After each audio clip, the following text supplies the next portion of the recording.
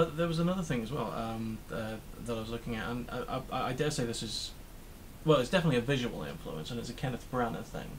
Yes. I can see this, but it's despite the fact that there have been a couple of disputes about casting. Yeah.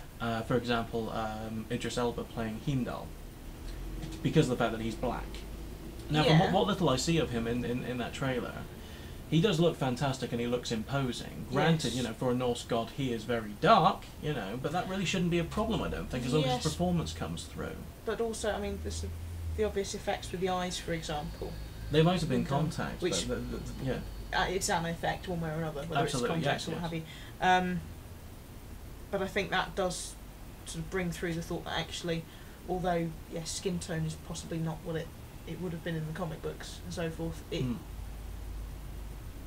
he is. It's almost like he's just from a different path. Yeah. So as an Um, Asgard, it's got different regions, and you've got Yeah.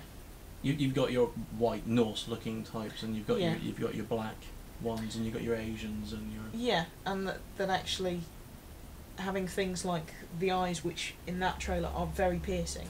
To be honest, though, one of the things about Heimdall, both in Norse myth Mm. and in the Thor comic, is his incredible foresight. Yeah. So if and something that horrible is is- going to happen, he sees it first. He's the watchman. And that's, I think they show that more through using that small effect than they possibly would have done by finding another nice blonde young man to go, ah, Actually, he's a redhead in the comic. wow. He's got a great big red goatee, like a great big pointy one too. A nice red-headed young man then. As you like it, but it's more about that little effect, I think. Now, And it's there was an interesting point that you brought up when we were watching the trailer. You know where I'm going here. yes, I do. The female casting, because we've mentioned about how good it looks, and we've mentioned about Idris Elba being Heimdall. Yeah. I don't really think there's going to be much of a contention when it comes to Anthony Hopkins being Odin, because he's a strong and powerful actor. There are some people who would Yes. argue that he's basically a lesser wannabe thespian. I've never had a problem with him, to be honest with you. No, and I don't think that's an argument that people should be. Before we go into the putting in. female casting, actually, what did you think of Chris Hemsworth as an appearance, particularly, and what little of the performance you saw of him as Thor? Do you see him as a Norse god? From what little you've seen so far, I mean, physically he looks incredible. Physically, yes. I've got to be honest, slightly concerned about the accent. Yeah, the Australian accent sneaked in a couple of times, didn't it? Yeah, which It was very thick when he was like, "Oh God, this is Earth, isn't it?" which is That was very Australian, but which is not very imposing. That's the main problem with. Not saying anything with it. bad to any It's Australians out there. lovely people. Yeah. Love you all. Worked with some lovely Australians, but And they can be imposing if they want to be. yes, but in that particular moment, he did just lose that authority a tiny bit. So you think he had a bit of a shrinking lily go on there? Yes, just for a moment. But hopefully, again, they've managed to even that out through the film. Mm. I mean, the action looks really good. Action It looks like very he's good. able to keep up with the action and stuff. He certainly fights like a Yes, like a and- Nordic warrior, doesn't he? yes, and he's got the stillness that I think is needed actually for a lot of this. Mm.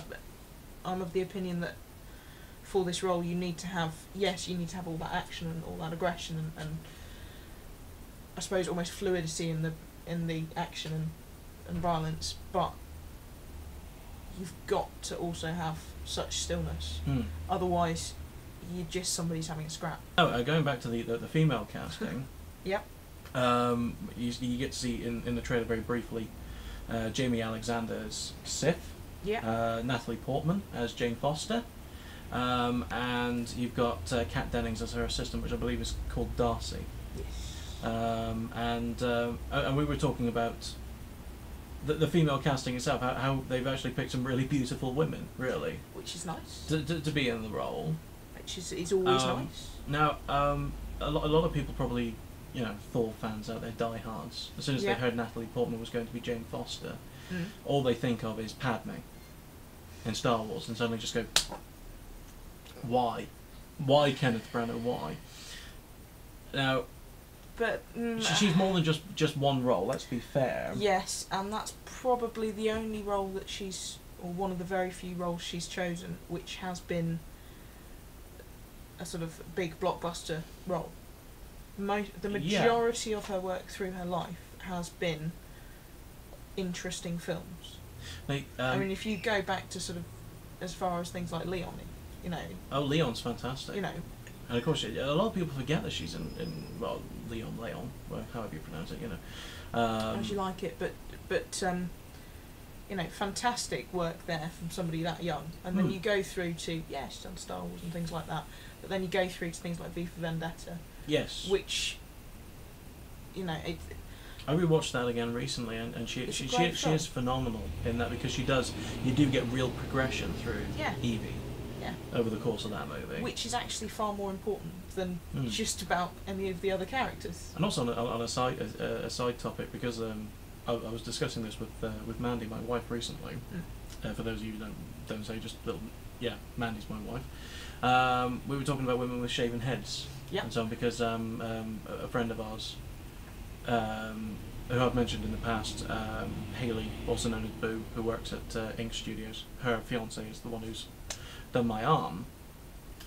She shaved her head before I first met her, and she looked absolutely phenomenal with it. Not that she would believe me, you know, but I think she looked incredible. Yeah. But again, she looked phenomenal with that shaven head as well. She looked really striking. Yes. And a lot of people said that it was exceptionally brave. I thought it was just something that was necessary, and that she's actually into her craft enough to actually say, yeah, okay, shave my head. It was incredibly necessary for that role, I think.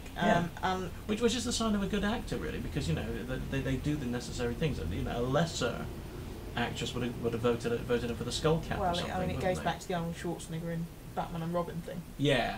You know, refusing to shave his head. Which did look ridiculous at the end of the day. Well, yes. I mean, not the only ridiculous thing about that film. Let's not start down that road. No, of course not. We'll be here all day. But no, for Natalie Portman, I mean, that was a great role for her, and the shaving of the head, I think it did make the point that actually what she is about is not actually how she looks, although she is a very beautiful woman. Let's not deny that fact, and is clearly very talented. It was actually about the fact that this is what this character has to go through. Yes. And the way for her to go through that is for her to go through that. And you see her being basically a dedicated actress then. Yeah. Because if she's going to be playing Jane Foster, she would have to be incredibly dedicated to it. Yeah. How else do you end up playing like a doctor who meets a Norse god and can actually appear as strong as well? Because it's something that's lost a lot in leading ladies these days.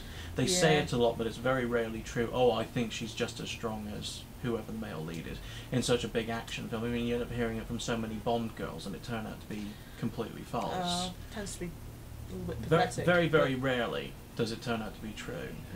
I mean, in my opinion, personally, with the exception of the only two Bond girls that ever really met up to Bond was in the last one, Olga, whatever her name was. She was fantastic in Quantum of Solace, and Diana Rigg in On Her Majesty's Secret Service.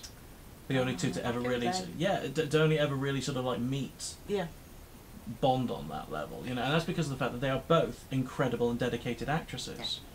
You know, they were given the role, and they exuded that strength. And from what you've seen, do you think Natalie Portman could actually meet emotionally the strength of this Norse god? Yes, and I can't see why she wouldn't, quite honestly. I mean, looking again at previous roles and just seeing the strength that she's been able to hold with those, there's no reason why she wouldn't be able to do that again with this. And again, there's a lot of the sort of the two sides with her, of the talking a lot and being a lot of action and all of the running around and all the rest of those kind of bits. But also, again, she's another person who has that incredible stillness when she needs to. Yeah. Which, again, in my view, actually shows a lot more strength than showing strength. Oh, yes.